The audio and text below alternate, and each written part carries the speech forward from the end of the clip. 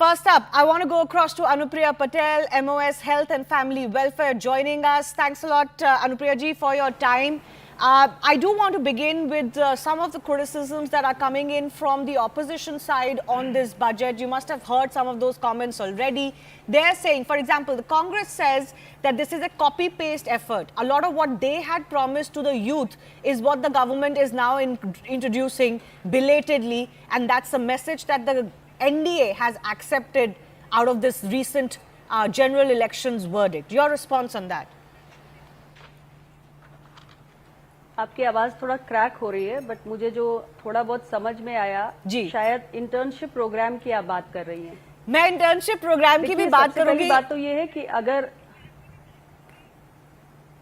जी अनुप्रिया जी, मैं internship programme की भी बात करूंगी। पहले मैं एक उत्तर आपसे लेना चाहती थी जो पॉलिटिक्स हो रही है। कांग्रेस ने बोला ये कॉपी पेस्ट बजट है, उनकी जो स्कीम्स थी उनके न्याय पत्र में वो गवर्नमेंट अब इम्प्लीमेंट कर रही है। यूथ को जो इंसेंटिव्स दिए गए हैं वो उनकी डिमांड थी।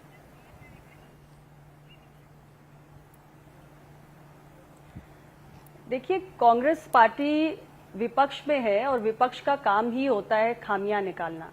ये बजट एक फ्यूचरिस्टिक बजट है, एक प्रोग्रेसिव बजट है, और अगर कांग्रेस पार्टी को ऐसा लगता भी है कि उन्होंने किसी विषय को उठाया था और वो बजट का हिस्सा है, तो मुझे लगता है कि कांग्रेस पार्टी को उसका स्वागत करना चाहिए, ना कि उसकी आलोचना करना चाहिए। और वो ये भी कह रहे हैं कि बिहार और आंध्र प्रदेश के अलावा बाकी किसी स्टेट को बजट में कुछ नहीं मिला, सिर्फ अपने एलाइज को ही दिया है। आप भी एनडीए में एलाय हैं। देखिए, पहले तो मैं बिहार और आंध्र प्रदेश के संदर्भ में कहना चाहती हूँ कि जो इन दोनों राज्यों की मांगे हैं, ये कोई नई मांग नहीं है। ऐसा नहीं है कि आंध्र प्रदेश या बिहार की जो पॉलिटिकल पार्टीज आज एनडीए अलायंस में हैं, तो अलायंस में आने के बाद या सरकार में गठन के बाद उन्होंने कोई नई डिमांड उठाई हो। आंध्र प्रदेश के 2 टुकड़े करने का काम तो कांग्रेस पार्टी ने ही किया था। आंध्र प्रदेश रीऑर्गेनाइजेशन एक्ट के हिसाब से जो आंध्र प्रदेश को मिलना चाहिए था वो धन कांग्रेस पार्टी ने क्यों उपलब्ध नहीं कराया। जहां तक बिहार की बात है, तो झारखंड से अलग होने के बाद बिहार राज्य की वित्तीय स्थिति जो है वो काफी हद तक कमजोर हो चुकी है, और ऐसे में जो बिहार को एक स्पेशल पैकेज की आवश्यकता थी, ये सब पुरानी मांगे हैं और बिहार और आंध्र प्रदेश की जनता को इसकी आवश्यकता थी। मुझे खुशी है कि मेरी सरकार ने अपने बजट पे इसका ख्याल रखा है। यदि कांग्रेस की सरकार संवेदनशील होती इन दोनों राज्यों की जनता के प्रति, तो निश्चित रूप से उन्होंने अपने कार्यकाल में ही इसका समाधान कर दिया होता। और तीसरी बात ये कि देश का बजट जब आता है तो वो पूरे देश के लिए आता है, उसमें कभी भी अलग अलग एक एक राज्य यूटी की चर्चा नहीं की जाती है। तो मुझे लगता है कि इस बात में बहुत कोई गंभीरता नहीं है जो बात कांग्रेस पार्टी उठा रही है। अनुप्रिया जी, बहुत बड़ा सवाल ये है कि ये जो अभी जनरल इलेक्शंस के जो रिजल्ट्स आए हैं उसमें एनडीए को थोड़ा सा झटका मिला है, उसके बाद ये पहला बजट है। तो क्या आपको लगता है कि आपके लिए, आपसे मेरा मतलब है एनडीए के लिए, सबके लिए जो एनडीए में जो एलाइज हैं उनके लिए चैलेंज है कि जनता ने एक तरह से जो मैसेज दिया है उसको स्वीकार करना है और उस मैसेज पे काम करना है। क्या आपको लगता है इस बजट में उसको ध्यान में रखा गया है?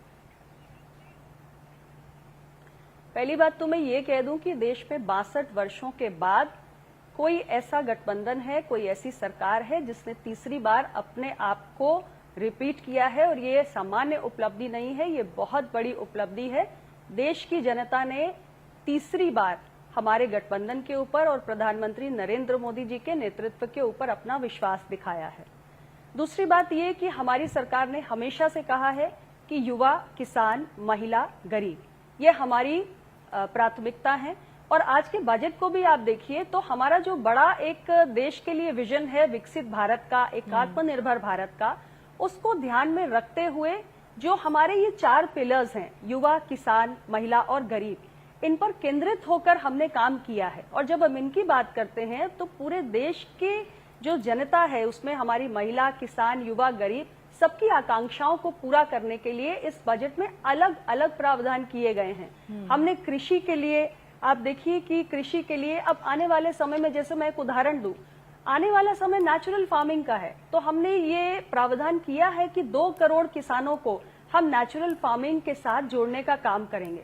या डिजिटल क्रॉप सर्वे की बात हो, या तिलहन या दलहन के क्षेत्र में जो हमें अपने देश को आत्मनिर्भर बनाना है उसका विषय हो, या इसके साथ ही जो हम देश में सब्जियों के उत्पादन को बढ़ाने के लिए वेजिटेबल क्लस्टर बनाने की बात कर रहे हैं, युवाओं को लेकर उनका भविष्य कैसे उज्जवल हो, कैसे हमारे युवाओं के पास वो स्किल सेट हो जिसके कारण उनकी एम्प्लॉयबिलिटी बढ़े, उसके लिए हम ये कार्यक्रम लेकर आए। 20 लाख युवाओं को हम स्किल सेट देना चाहते हैं। युवाओं के लिए एक हमेशा समस्या होती है जब किसी भी एकेडमिक इंस्टीट्यूशन से बच्चे निकलते हैं कि उनको अप्रेंटिसशिप की जरूरत होती है, इंटर्नशिप की जरूरत होती है। मैं एक जनप्रतिनिधि हूं, मेरे पास भी बहुत सारे बच्चे हमेशा आते हैं, तो मुझे खुशी है कि सरकार ने एक ऐसा प्रोविजन बजट में किया है कि टॉप 500 कंपनीज के अंदर हम देश के करोड़ों ऐसे बच्चों को, युवाओं को अप्रेंटिसशिप की, इंटर्नशिप की एक सुविधा देने जा रहे हैं। और इसमें हमने स्टाइपेंड भी रखा है 5,000 रुपए का, और एक वन टाइम असिस्टेंस हमने 6,000 रुपए का भी रखा है। इसी प्रकार जो युवा अपने पैरों पर खड़े होना चाहते हैं उसके लिए हमने मुद्रा लोन के तहत जो तरुण श्रेणी थी उसमें 10 लाख को बढ़ाकर 20 लाख भी किया है जी। इसी प्रकार महिलाओं को हम कैसे आर्थिक भागीदारी सुनिश्चित करें उसके लिए 3 लाख करोड़ का हमने प्रावधान किया है। गरीबों के लिए हम 3 करोड़, इंफ्रास्ट्रक्चर पर, एनर्जी सिक्योरिटी पर, इन सारे विषयों पर हमारी नजर है। तो कुल मिलाकर अगर देखा जाए तो सरकार का जो ये बजट है ये एक बेहतर रोड मैप प्रोवाइड करता है कि जिससे हमारा जो एक बड़ा विजन है कि देश 2047 तक एक विकसित भारत बने, उस दिशा में हम आगे बढ़ रहे हैं। जी, Anupriya ji, Anupriya Patel, MOS health and family affairs, thanks a lot for speaking to CNN News 18। बहुत बहुत धन्यवाद आपके समय के लिए।